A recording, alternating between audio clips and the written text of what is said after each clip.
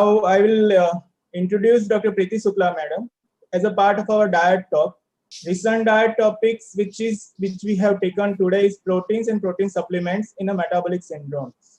If I want to introduce Dr. Preeti Sukla Madam, she is very well known dietitian practicing at Indore, director of NutriNeeds Health Consultancy.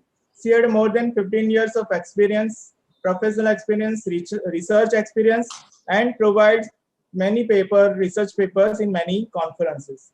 She is national faculty in various conferences also. I invite Dr. Preeti Sukla Madam. Please, you can share your slide. Thank you, Mayur Patel sir and Yash Patel sir, for inviting me for this talk. Today, I'll be speaking about proteins and protein supplements in metabolic syndrome. As we all know that what is a metabolic syndrome? It is obesity, diabetes, hypertension, and PCOS. So lifestyle diseases are diseases that are caused partly by unhealthy and behavior and partly by other factors. WHO list of most common lifestyle diseases are CVDs, diabetes mellitus, COPD, cancer, and top 4 lifestyle diseases in India are CVD, diabetes, and COPDs.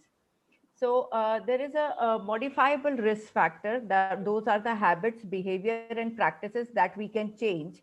It is diet and body weight, level of physical activity, level of sun exposure, smoking and alcohol abuse, substance abuse, stress, and other psychological factors. Those we can change. There are certain non-modifiable risk factors. Those are age, gender, ethnicity, and hereditary. During this COVID-19, the cause of death maximum was ranked in obesity. People having, having obesity, those were ranked second in this. So as we all know that there are overweight population in India, it's 9.8 million and 20 million obese Indian women are there. So obesity and underweight. So India is actually facing a dual burden of malnutrition. Nutrition transition towards imbalanced diet and risk in diabetes. So this is what says कि obesity, especially central obesity and increased visceral fat due to physical inactivity and consumption of high calorie and high sugar diets are major contributing factors for developing type 2 diabetes.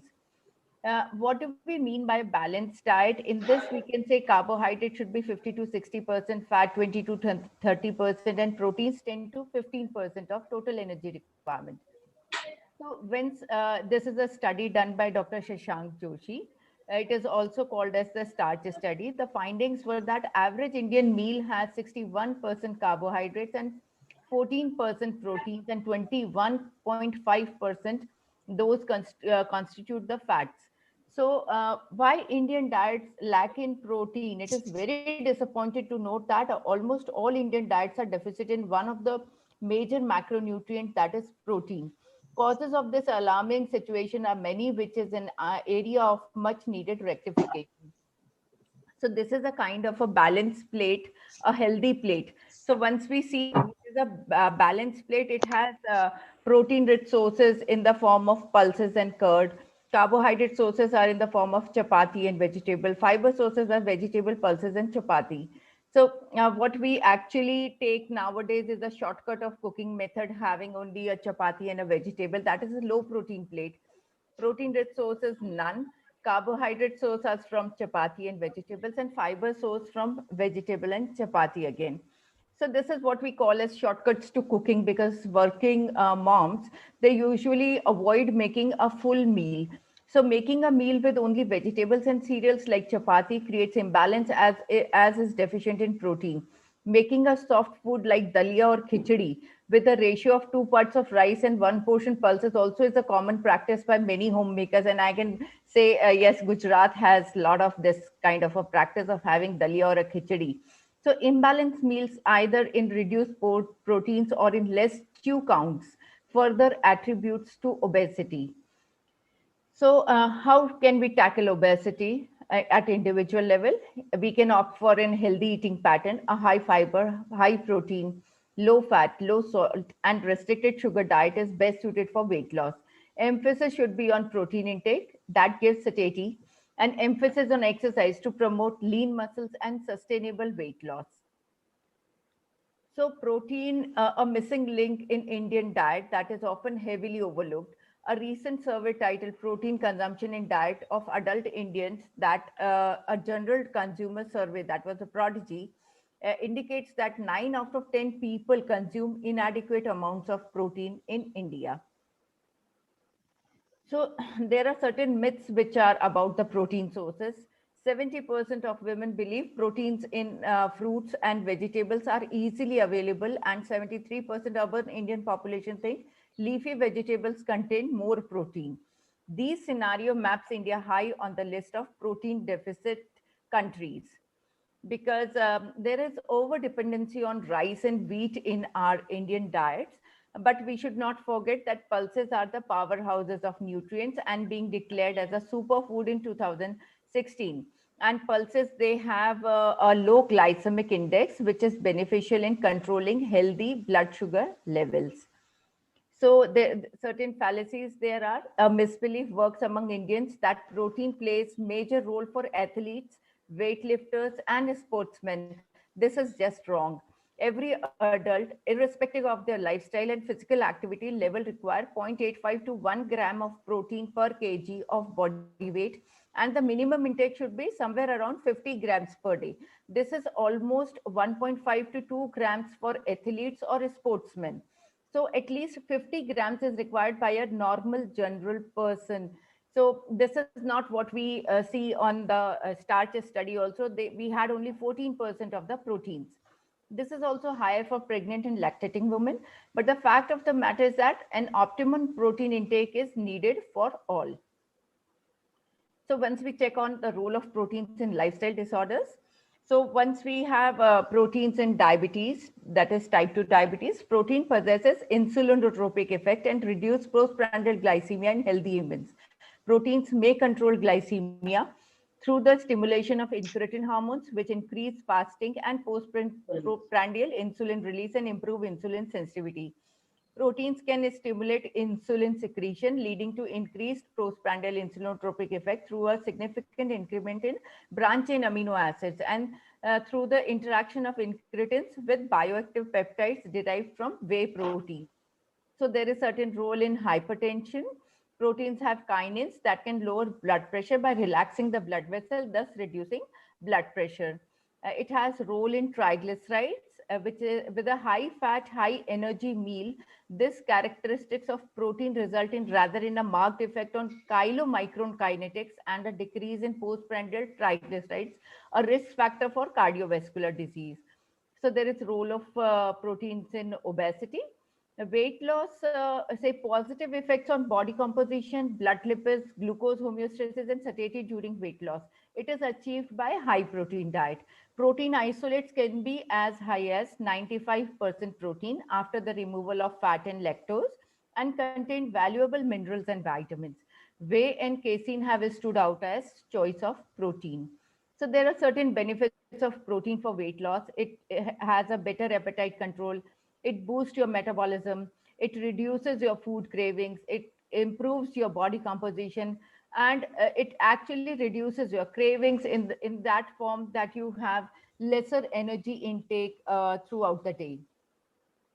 So once we are talking about the paradigm shift in MNT for obesity, researchers have proven the benefits of high proteins over traditional low fat, low calories diet. High protein and high fiber supplements when administered to the obese patient have reported better weight loss outcomes with increased muscle mass and reduction in fat percentage. If the meal replacer, which can be a partial or a total one, are used within the adequacy of proteins, they provide greater satiety, better compliance, and sustainable weight loss. So there are certain researches done over, say, protein supplements. So carbohydrate restriction is the single most effective intervention for reducing of all of the features of metabolic syndrome. So now this is what meal replacement can do. It is recommended by so many associations for weight loss management. Meal replacement meets metabolic requirements, aids glycemic control. It can provide practical convenience to clients, and it can help to enhance dietary adherence and thus promote compliance. So why we can, counsel for meal replacement? Because it's a single pre-packed food item, liquid shake. It can be a bar or a portion controlled, say, sachet that provides a set number of calories and nutrients, typically consumed up to 3 times a day as a substitute for conventional meals, partial meals, or snacks. Because nowadays people do not have enough time to cook, and they even skip on the meals. So proteins, say meal replacement, they work better, formulated to replace potentially high calorie, low nutrient value meals and snacks. So often people with diabetes have trouble with food selection and portion control. They may skip meals, contributing to poor glucose control. Individualized approach to nutrition may be needed depending upon person's medical condition, treatment goals, desired outcomes, preferences and habits, and other lifestyle factors. Once we look at the Look Ahead trial, which was done, so randomly assigned to a lifestyle intervention or to a diabetes support and education. So it correlates that weight loss was achieved by consumption of meal replacement. So it was, say, longer and it was sustainable. So once we see if MNT is given or diet restriction, so it is totally dependent upon the dietitian's discretion and judgment. If there is non-adherence to the diet restriction prescribed or skipping of meals is a chronic feature, selection of MNT is a good choice. Adherence to MNT commercial supplements is for a few months. Rest the dietitian's counseling in gaining the confidence over the portion control is of prime importance. So we do not recommend to have protein supplements or meal replacements throughout the life. It is for them to, adjust to the selection of wheys. So there are certain types of wheys available in the market: whey protein isolate, whey protein concentrate, partial meal replacer, total meal replacer, dependent upon activity of the client, routine and affordability. It comes purely under purely dietitian's purview with what is good for her patients. So the key takeaway points is like management of overweight, obese patient with diabetes is particularly difficult. Inability to modify lifestyle in the long term, and because pharmacological treatment often promotes weight regain, thus creating a vicious cycle. Effectiveness of TMR is established, but this intensity of treatment is usually only sustainable for a few months and benefits gradually wane. Partial meal replacers as a strategy is found to reduce waist circumference, weight, hyperglycemia, and it produces better outcomes. So now we can say exercise is a king, nutrition is queen. Put them together and you got a kingdom. Thank you all for your patient listening. Thank you very much, Dr. Preeti Shukla, madam. Thank you, ma'am. I invite any comments regarding from our participants or any questions. Ma'am, just one thing I want to ask regarding that. Nowadays, the exercise is a part of a gym. They are doing regular exercise in a gym, and they are taking regular protein supplements. Yes. How it is beneficial? Matlab, it is good to do a gym and then after you take a protein supplements every day? Yes. I usually counsel my patients to go to a gym and lift some weights because it improves muscle metabolism.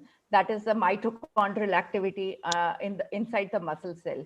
So once you take a high protein diet after your exercise, it remakes your muscles very fast, and there is less soreness and lactic acid deposition among the muscle cells. So it gives a better outcome in the terms of weight loss and better glycemic control. Okay, thank you very much, ma'am. Any comments from other participants? Dr. Preeti and Dr. Prasanna Kumar. Again, people have 2-3 choices. One, how high you can go to protein. Can you go 80-90% protein? Because I know some people who take very little carbohydrate, 20 grams, very little fat, very high protein, get into problem.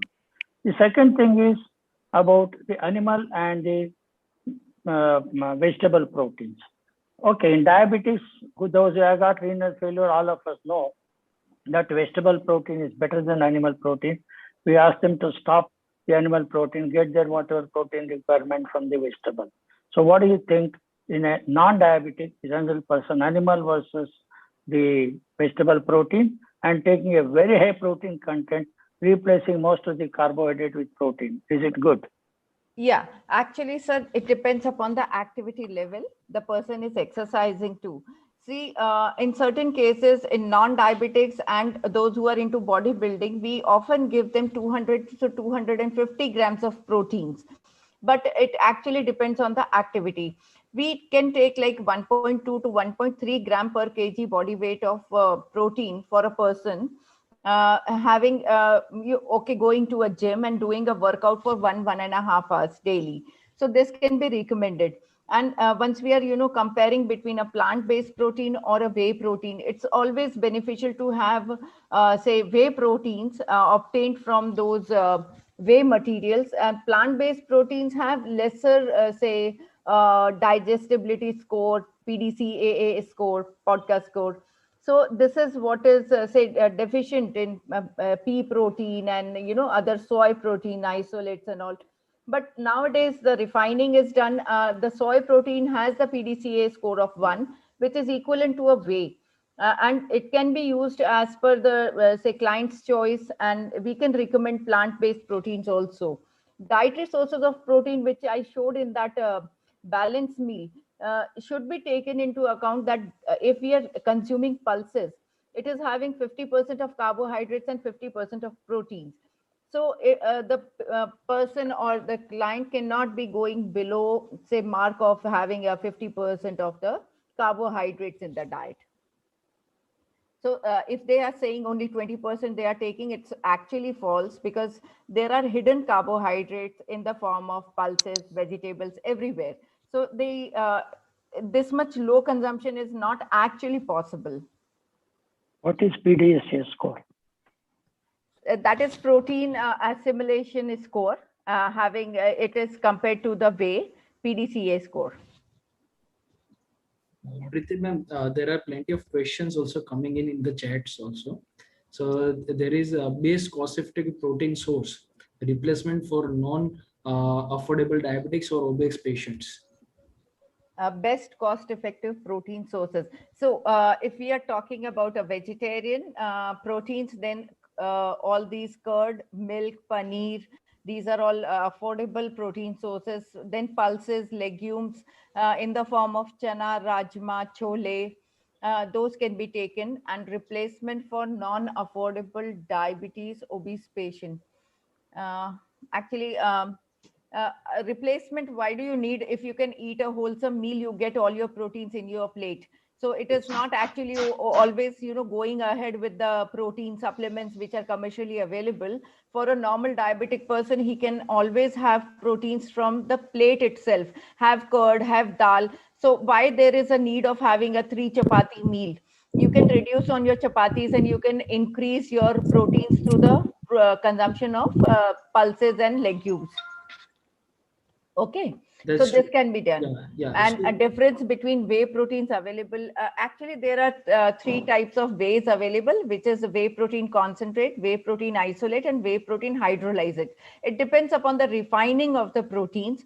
Hydrolyzates, they are say 92% pure, which does not actually require a lot of digestion, and those are readily absorbed by the muscle tissue. So those are the most expensive ones. Then comes the whey protein isolate, which has say somewhere around 90% of the purity, and whey protein concentrates, they are around 80 to 82% of pure wheys. They have certain milk solids and other additives in the proteins, and it depends upon the pocket size also what you can afford for yourself. Then how about timings of BCAA, whether during or after an endurance training? BCAA should be taken during exercise, and it can be sipped in throughout your exercise, because it's like it boosts your mitochondrial activity of the muscle cell. Then is it necessary to take supplements? Yeah. So I do not actually can suggest any kind of supplement. It depends upon the workout schedule and your requirement. If at all you are failing to meet your requirements through your regular diet, then we can always switch over to a protein supplements which are commercially available. as such, if you are going to a gym and you are working out like 1.5 hours, you can take 1 scoop of protein, which can be a whey protein concentrate or an isolate. It depends what you can afford for yourself again. And I at this platform will not be suggesting any kind of brand because it's not a brand promotion. So there are certain ways available with you can always check for the FSI license and check the availability where you are getting it from. If it is a Germany based protein, those are best. Then Switzerland proteins, they are best. And it should not have a lot of creatine and say there should be some amount of glutamines in it. So those are, check measures you can see upon a label and then take it for yourself. Thank you, ma'am. Dr. Uruman Dhruv, sir, he is our research expert today. Sir, do you want to comment something? Yeah, no, I just wanted to ask, can you suggest some vegetarian dietary protein sources with minimum carbohydrate? Actually, paneer, cottage cheese, it has minimum amount of carbohydrates, but it has its own fats also because it's obtained from an animal origin. So likewise for a vegetarian, pulses, plant-based proteins, they are the best. It has a lot amount of carbohydrate also, but actually the vegetarian population is not even consuming a pulse in a daily, say, if they are consuming 2 or 3 meal pattern diet, they are not even having pulses in one major meal. So it is like having little bit rather than going on a nil or zero. So having 1 or 2 calories of pulses will add up to the protein as well as the carbohydrates. And that is the best for like nuts, oil seeds. These are also great sources of proteins. But again, affordability is an issue. So what I recommend that actually we should be having at least 1 or 2 calories of pulses per meal. And we should reduce the plain carbohydrates, what we are achieving through roti and rice or any kind of millet. So increase your proteins in diet. So it gives you better glycemic control. It controls your body weight because nowhere on earth it is written that you need to have a 3 chapati diet and just 1 hour or half a katory of dal per meal. You can increase both to attain. So in other words, protein content can be increased in vegetarian diet only by cutting off carbohydrate, yes, not without that. Not without that. Yeah. Thank you. Thank you very much, madam. It was a very nice conversation, and without diet planning, our treatment for metabolic disease cannot be fulfilled. Thank you.